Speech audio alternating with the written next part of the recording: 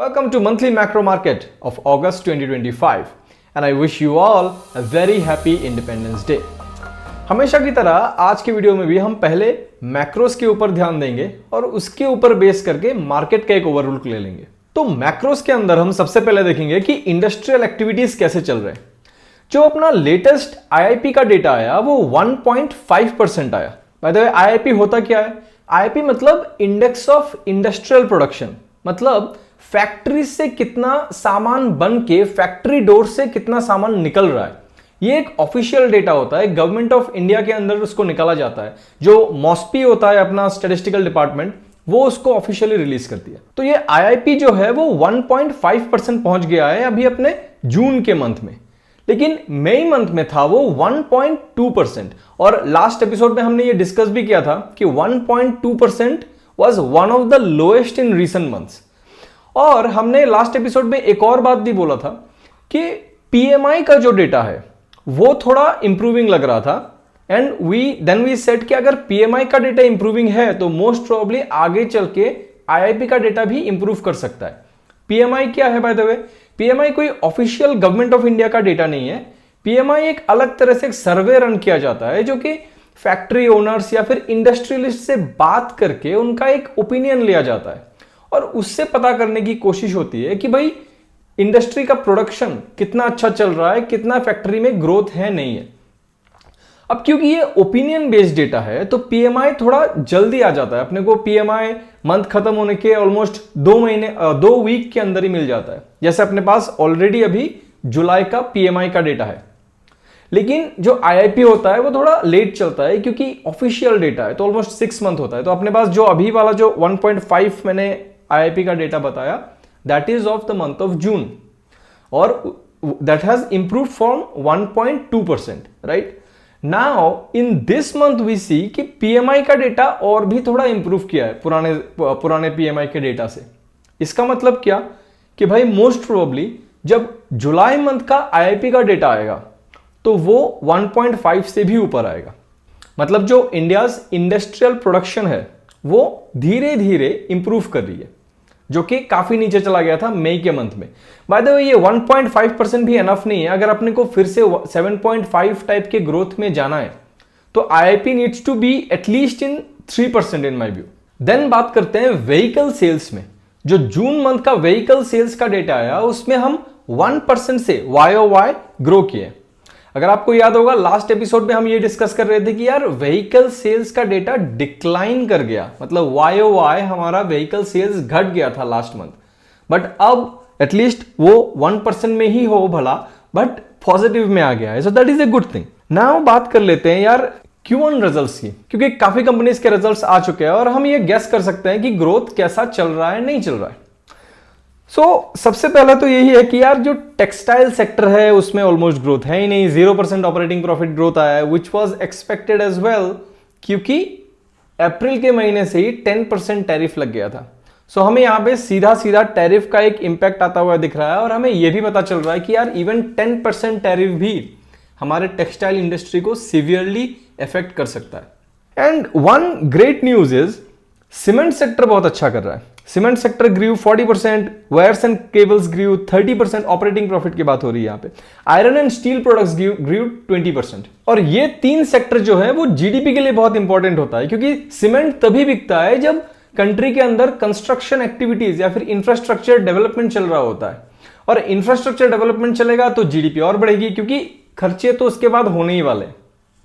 So it's a good thing कि भाई cement sector is coming back to the scene.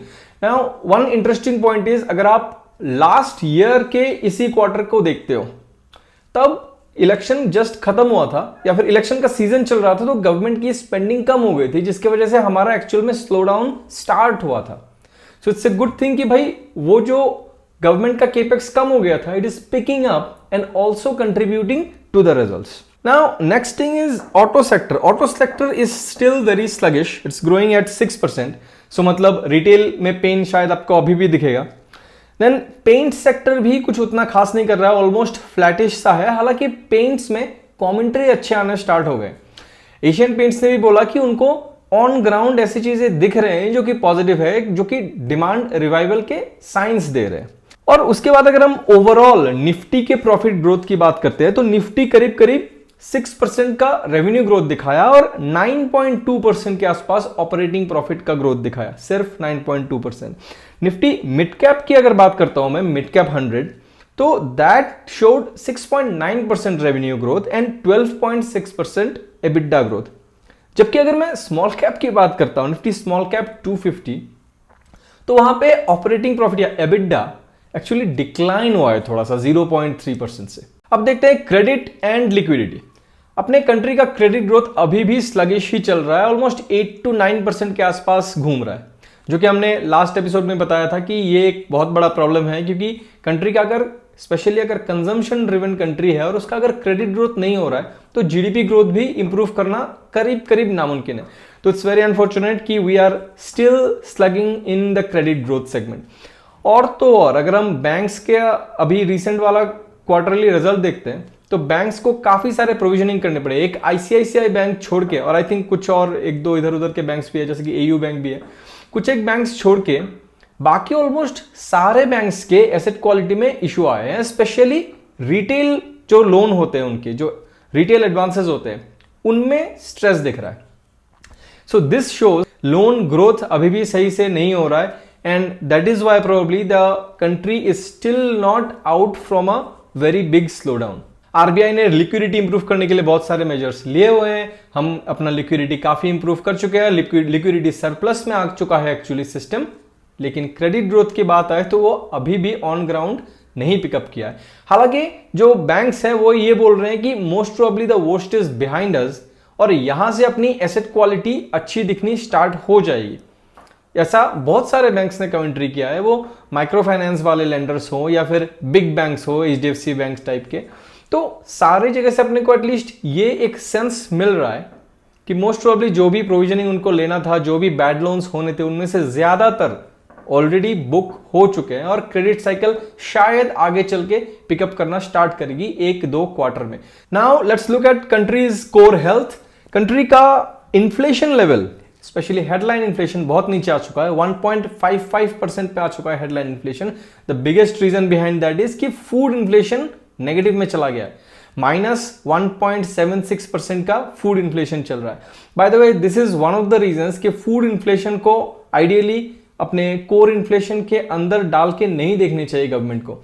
Last year यानी कि 2024 में ऐसा हुआ था कि फूड इन्फ्लेशन की वजह से अपना ओवरऑल हेडलाइन इन्फ्लेशन ज्यादा दिख रहा था, जिसके वजह से आरबीआई ने रेट कट नहीं किया, लिक्विडिटी इंप्रूवमेंट के लिए मेजर्स नहीं लिए और शायद कहीं ना कहीं वहीं से अपनी ओवर टाइटनिंग स्टार्ट हो गई थी और इवेंचुअली जीडीपी स्लो होना स्टार्ट हो गया था। Anyways, now inflation is very low. Let's see whether RBI takes more actions to improve the liquidity situation or not.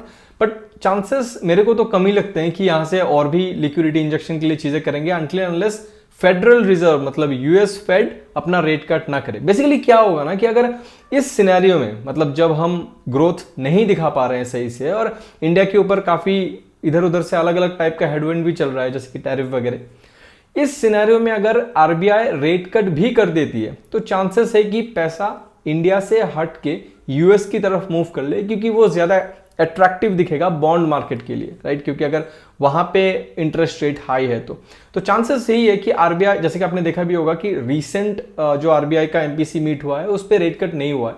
Most probably rate cut तभी होगा अगर अभी यूएस में फेडरल रिजर्व अपना रेट कट करती है तो। Now let's talk about import export. Import export में कुछ बहुत बड़ा अपडेट है नहीं, हमने थोड़ा सा अपना गैप कम किया है इस क्वार्टर में। अपना जो ट्रेड डेफिसिट है वो ऑलमोस्ट $22 बिलियन से कम होकर ऑलमोस्ट 20 बिलियन के आसपास आ गई है। So there is a slight improvement over there, but it is not because of manufacturing और goods export, it was because of higher service export. GST collection ठीक ठाक है, 7.5% का YOY ग्रोथ है लास्ट मंथ के जीएसटी कलेक्शन में, which is a decent growth and I am happy that the growth has finally slowed down, क्योंकि GST collection almost 11-12% से grow कर रही थी जबकि कंट्री का जीडीपी ही ग्रो कर रहा था 7% से। So it was a matter of concern by the way, but it's good that it has come down for the last 2 consecutive months. It is in single digits growth now, the GST collection. Now another interesting thing is कि अभी recently S&P 500 ने, S&P ने basically India का rating upgrade किया है from BBB- to BBB स्टेबल। Now that was a positive surprise, क्योंकि बहुत सारे अमेरिकन एजेंसीज ने ऑलरेडी अपना जीडीपी ग्रोथ फोरकास्ट को थोड़ा सा कट कर दिया था। तो उसके बाद भी अगर S&P आके अपना टोटल रेटिंग अपग्रेड कर रहा है, so that is a good thing, specially for a dead economy which mister Trump is claiming. Anyways, so ये सारे मैक्रो डेटा भी यही इंडिकेशन दे रहे हैं कि यार चीजें और डिटेरियोरेट तो नहीं हो रहा है। नाउ मार्केट में क्या चल रहा है यार? मार्केट में सेंटिमेंट तो मतलब नेक्स्ट लेवल खराब है, और उसके पीछे के बहुत सारे रैशनल रीजंस भी है, जिनमें से सबसे बड़ा वाला तो आपको ऑलरेडी पता ही होगा कि भाई टैरिफ लगा दिया। और अगर टैरिफ लगा दिया तो पीछे पीछे कुछ और एजेंसीज आके, which is rational as well, कि अपने जीडीपी फोरकास्ट को भी कम कर दिया, मतलब इंडिया का ग्रोथ गाइडेंस कम कर दिया। देन क्योंकि टैरिफ लग गया है तो जॉब लॉसेस के भी खतरे हैं, तो अगर जॉब लॉसेस होता है तो उसका भी एक इंपैक्ट आएगा जीडीपी में, क्योंकि अच्छा खासा जॉब लॉस होगा। अगर हम टेक्सटाइल सेक्टर की बात करते हैं तो ऑलमोस्ट 5 करोड़ लोग टेक्सटाइल सेक्टर में एम्प्लॉयड है। तो अगर टेक्सटाइल सेक्टर में कोई बड़ा इंपैक्ट आता है तो उसका अनएम्प्लॉयमेंट में डेफिनेटली एक इंपैक्ट आएगा। देन एक पॉइंट ये भी है कि कोलिशन का गवर्नमेंट है, तो ये जो नया वर्ल्ड ऑर्डर बन रहा है जिसकी वजह से अपने ऊपर बहुत सारा प्रेशर आ रहा है और शायद बहुत सारे रिफॉर्म्स की भी जरूरत है, तो क्या कोलिशन गवर्नमेंट होने की वजह से हम वो रिफॉर्म कर भी पाएंगे कि नहीं, वहां पे भी एक अनसर्टेनिटी जरूर है। Then another reason for low sentiment is IIP data, क्योंकि इंडस्ट्रियल इंडेक्स अभी भी अपने 3% के आसपास नहीं पहुंचा है, 1.5% के आसपास है। हाँ, 1.2 से इंप्रूव जरूर किया है, लेकिन जहां पे उसको होना चाहिए वहां तक पहुंचने में अभी भी थोड़ा सा टाइम है। और फिर अकॉर्डिंगली आपने कंपनीज के रिजल्ट तो देखे ही है। निफ्टी की बात करते हो तो सिर्फ 9% से ग्रोथ दिखाया है। निफ्टी जनरली 12-14% का ग्रोथ तो दिखाई देता था एक नॉर्मल सिनेरियो में, लेकिन अब 9% में आके रुक गया है, मतलब ग्रोथ ही खत्म होता हुआ दिखाई दे रहा है। Which is why probably the FIIs and different other entities are pulling their money away from India and inserting into the emerging markets, because other markets are cheaper as well. Nifty का PE अभी भी 21 पे है, मतलब 9% का growth दिखा रहे हो और 21 का PE है। So which is why relatively Nifty अभी ज्यादा एक्सपेंसिव दिख रहा है comparing with the emerging markets. एक इंटरेस्टिंग चीज ये भी है कि अगर आप MSCI इमर्जिंग इंडेक्स देखते हो तो लास्ट एक साल में MSCI इमर्जिंग इंडेक्स ने दिया है रिटर्न 17% का, और इंडिया ने यानी कि निफ्टी ने रिटर्न दिया है almost flattish. This is a very rare under performance by Nifty. और हिस्टोरिकली देखा जाए तो निफ्टी ने अगर इमर्जिंग मार्केट इंडेक्स को इतना अंडर परफॉर्मेंस जब भी किया है तो रिबाउंड भी निफ्टी के अंदर फिर बहुत जल्दी ही आया है। And this is one of the reasons why I say कि this is not the time to be bearish. Secondly, जैसा कि हमने IIP के डेटा में देखा, देखो यार, जब IIP बहुत ज्यादा लो चला जाता है या फिर कंट्री का इकोनॉमिक एक्टिविटी बहुत ज्यादा लो चला जाता है, क्रेडिट सिनेरियो बहुत नीचे चला जाता है, तो ऐसा नहीं हो सकता ना कि अचानक से बहुत बड़ा रिबाउंड आ गया। सो IIP का डेटा एटलीस्ट इंप्रूवमेंट के साइंस तो दिखा रहा है।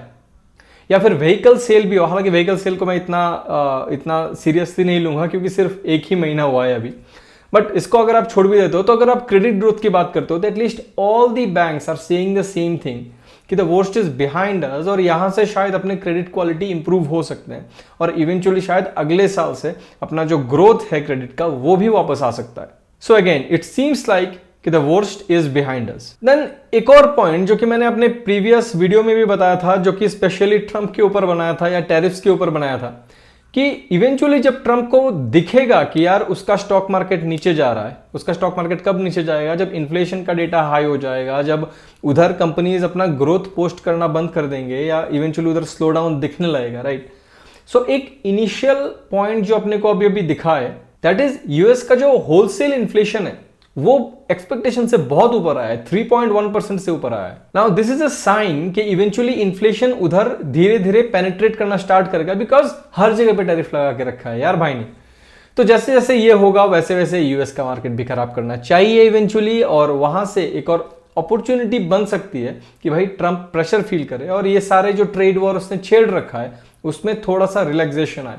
और बाय द वे ये सारी चीजें हो रहे हैं, उसके बाद भी ट्रंप कॉन्स्टेंटली पावेल के ऊपर प्रेशर बना के रखे हैं कि यार रेट कट करो, रेट कट करो, रेट कट करो। अगर रेट कट करते हैं तो ये अपने लिए बहुत अच्छी बात है ड्यू टू डिफरेंट रीजंस, क्योंकि एक तो आरबीआई को भी वो बफर मिल जाएगा कि भाई हाँ वो भी रेट कट कर सकता है ग्रोथ को एक्सेलरेट करने के लिए या फिर लिक्विडिटी को इंजेक्ट करने के लिए।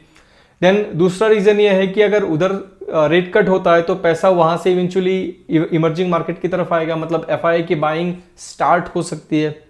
तीसरा ये है कि यार एक तो इन्फ्लेशन टैरिफ की वजह से बढ़ेगा और अगर उधर रेट कट भी हो जाता है तो फिर डबल इन्फ्लेशन बढ़ेगा। तो एक चांसेस है कि भाई माहौल यूएस में थोड़ा सा और खराब हो और फिर पैसा इवेंचुअली मूव करे इमर्जिंग मार्केट की तरफ और इवेंचुअली इंडिया की तरफ। वैसे मार्केट का एवरेज रिजल्ट भले ही खराब हो लेकिन सिलेक्टिव कंपनीज के रिजल्ट बहुत अच्छे आ रहे हैं। अगर आप एक बॉटम्स अप स्टॉक पिकर हो और इंडिविजुअली अच्छे कंपनीज को पकड़ के बैठे हो तो आपने नोटिस किया होगा कि उनके रिजल्ट सही में अच्छे आ रहे हैं, बट उसके बाद भी माहौल इतना खराब है कि मार्केट फिर भी उनको पिटे जा रहा है।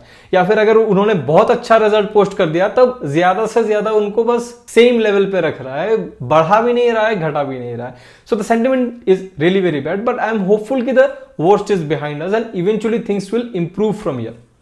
If you like what you see, please consider to subscribe to the channel. मैं आपसे मिलता हूं इकोनॉमिक टॉक्स के नेक्स्ट वीडियो में। Thank you very much for watching.